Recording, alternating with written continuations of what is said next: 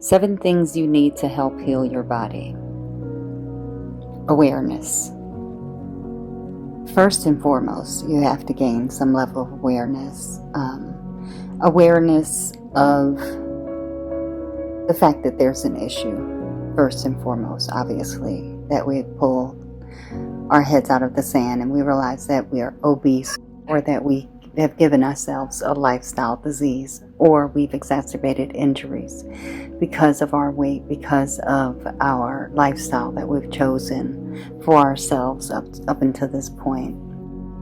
A lot of us may not feel that we chose this lifestyle, that it just kind of happened to us, and for a lot of us it did. We were fed a certain way growing up as children, and our parents didn't know that these things weren't necessarily the best choices for us. In fact, they were being told the exact opposite, just like so many of our listeners right now are giving things to their children that they really thought was in the child's best interest.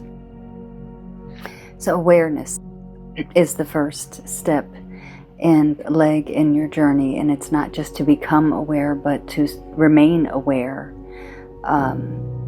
There will be so much temptation, so much opportunity to not remain in your best self. You know, this is a highest self kind of decision that you're making, and you know there will be a lot of times when you're not at your highest self, and we need to get all of yourselves in alignment with this decision to kind of transform your life into a healthier eating lifestyle, a healthier consuming lifestyle in general, and we do mean consume in pretty much every way. So awareness is the first step.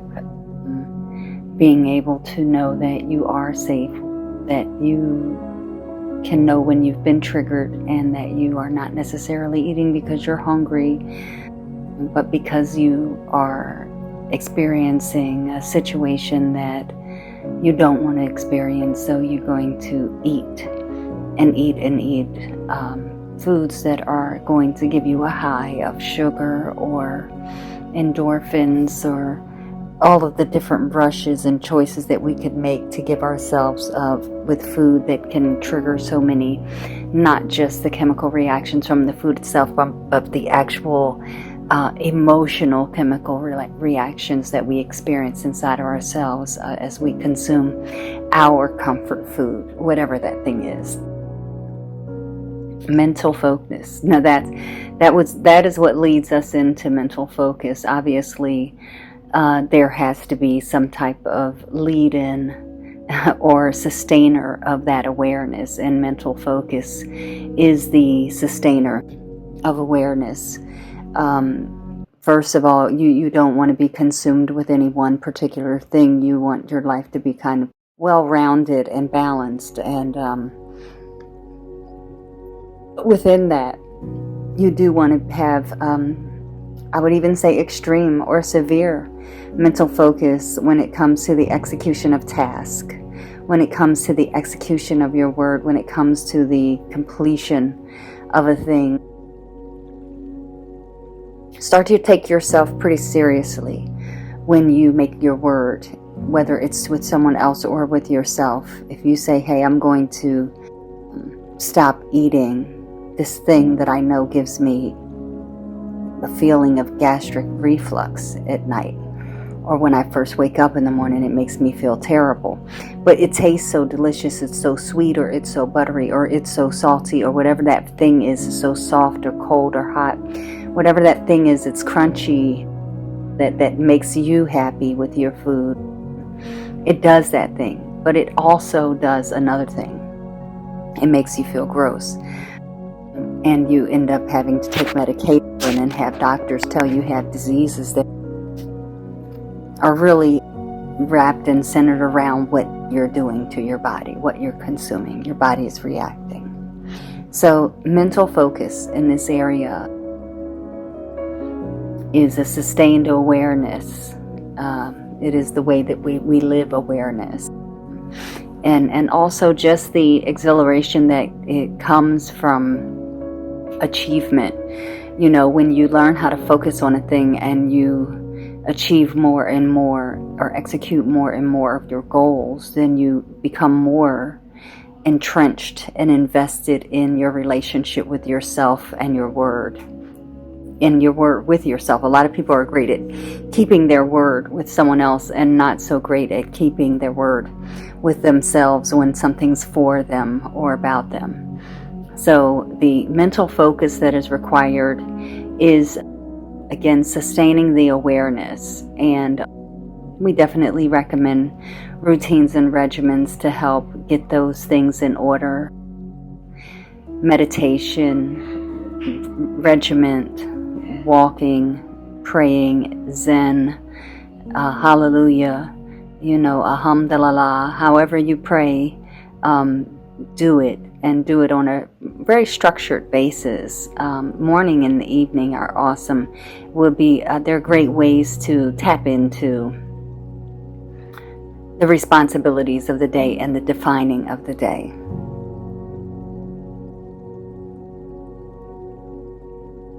New information. It's important for us to allow new information in. It's important for us to seek and pursue new information regularly. If you have resigned yourself to learning a thing, I would beg you to wake back up, rise again. There's new things happening, new awakenings, new ways of doing things, new information. So many things that we have been raised to believe are one way, we're finding out that they're not that way. They're actually a very different way. And we have to allow new information in order to process change, in order for change to actually occur within ourselves. So new information is huge. It doesn't mean that you have to believe everything that you read, but you do want to read everything. Try to get as much in there as you possibly can. The thing about food maturity, that we encourage education, we encourage expansion of not only your knowledge, but ours as well. We don't know everything. We are learning and growing along with the people that are taking part in these programs with us. And we are learning new highs and lows of what this thing can do for us, what it can do for life, the way that it can transform someone who felt like they were not well and they were overweight and they were tired all the time and they had brain fog and they knew they weren't tapping into life. And we move them through our program and we see a person that transforms and is alive and is believing in the power of their ability to heal themselves. And you've got to let that new information in. It can be really scary and it can generate a sense of unwillingness to learn new information, unwillingness to take it in, because it's contradictory to what we've been taught, because it goes against everything that we've kind of maybe attached some other things to, or who taught it to us. I remember the butter on the burn. Back in the day, they used to put butter on the burn. Now we know that that's literally cooking that person. But at the time, they thought it was the best thing to do, and so it was what was done. We want to continue to expand and learn new information and take life in new ways so that we would be able to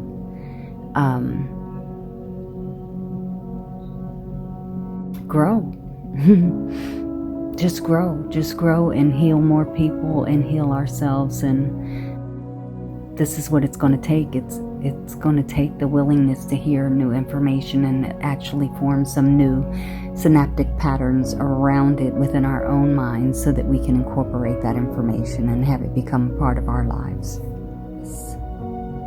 We've gotten through awareness, mental focus, new information, and now we arrive at clarification. Clarification is huge. It is the place where we take the new information and we comb through it and we digest it and we assimilate it and we make it our information. Clarification is where we practice and we do it right and we do it wrong. And we keep practicing and practicing and cleaning and cleaning and clarifying until we get that purity that we're looking for, that true movement that's going to get the results that we want. But it's also very important, and that's what clarification is about, is that we understand why we got the results that we wanted. You know, so many people that I coach, they've tried everything. They've tried a lot of things, and none of it ever worked. None of it was ever right for them because it wasn't right for them.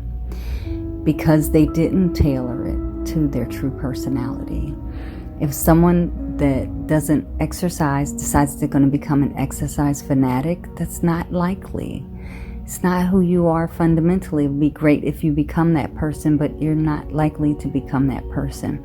But you don't have to become a fitness guru to be a healthy weight, and to not have high blood pressure, and to not have diabetes, and to not have the effects of so many of these lifestyle diseases that are affecting so many people.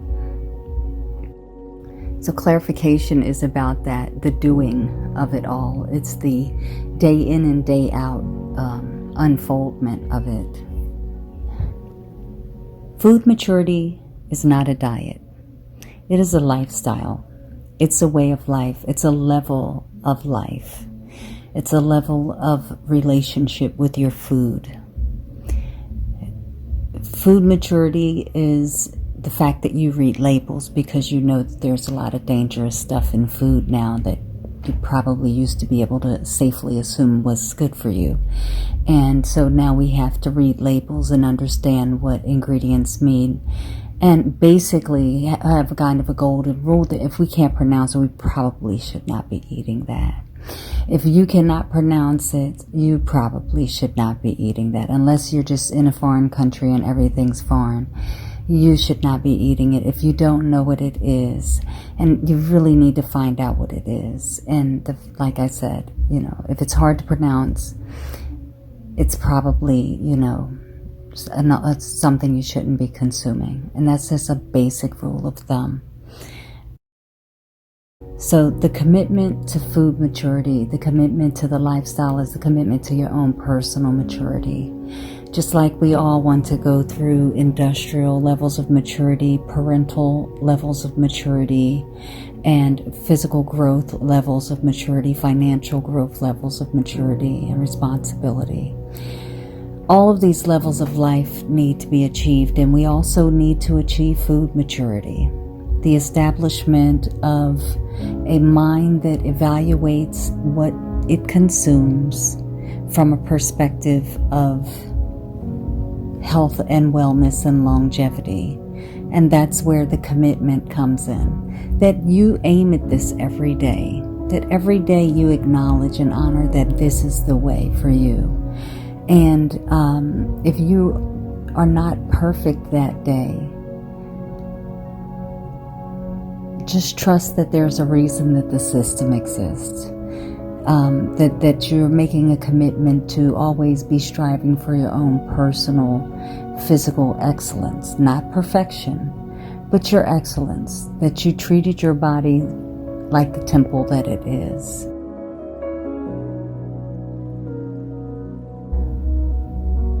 Willingness. 7 things you need to help heal your body. Willingness. You have to surrender.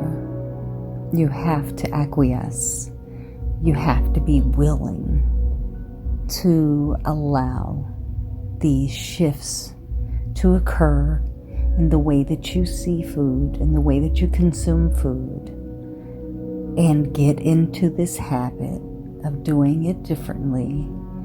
And you have to only be willing, just willing to give it a try.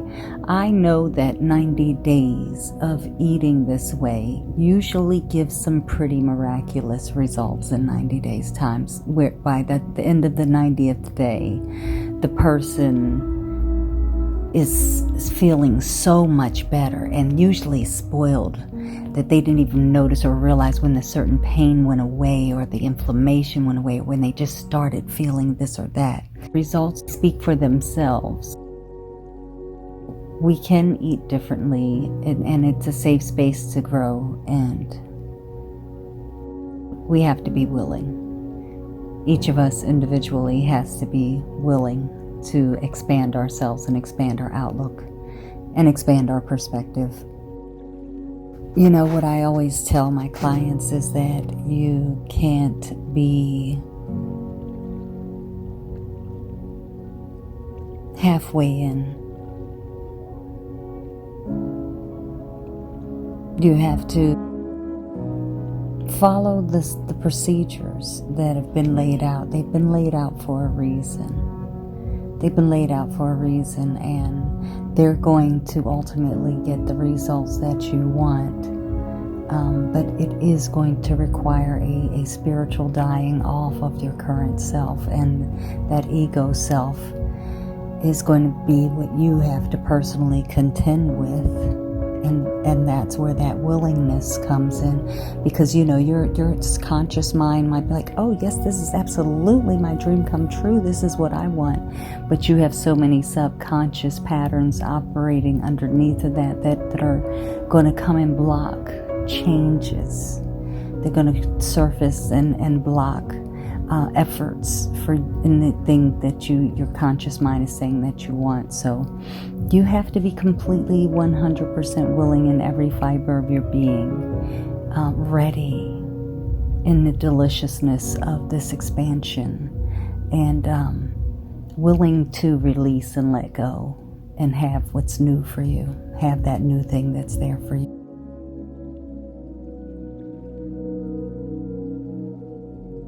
So self-control is something that I particularly have shown excellence in that area, and I've fallen flat on my face in that area. And so I want to share with anyone that's considering food maturity that's a reality. You know, you can be pretty awesome and amazing, and there will be times when you're not, and that's part of the journey, and it's okay.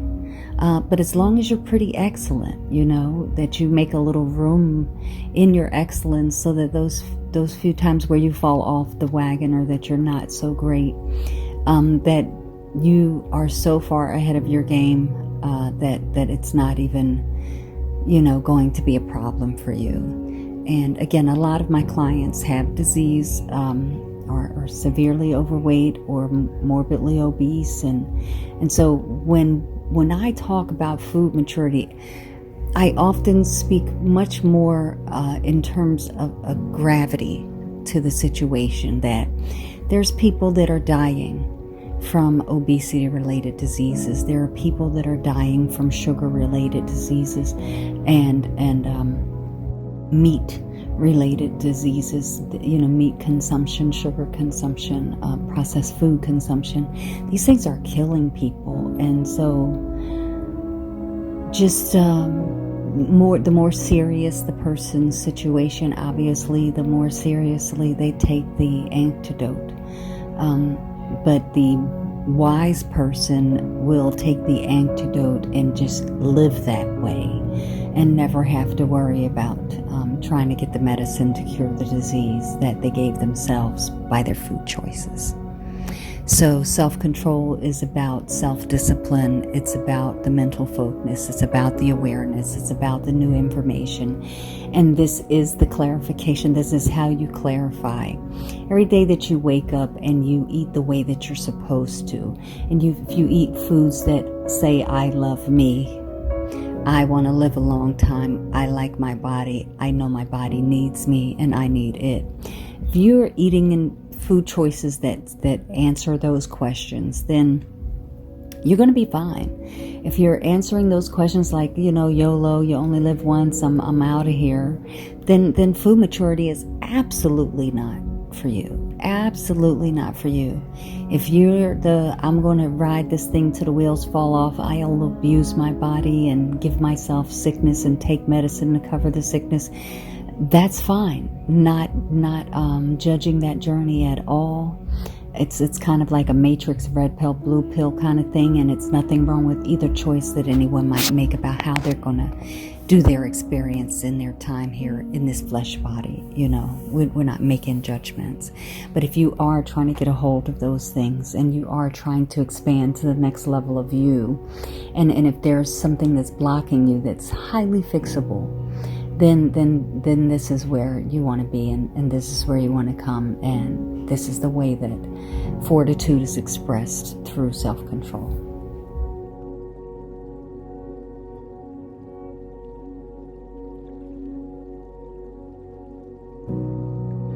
Maturity Inc. Find us at www.maturityinc.com.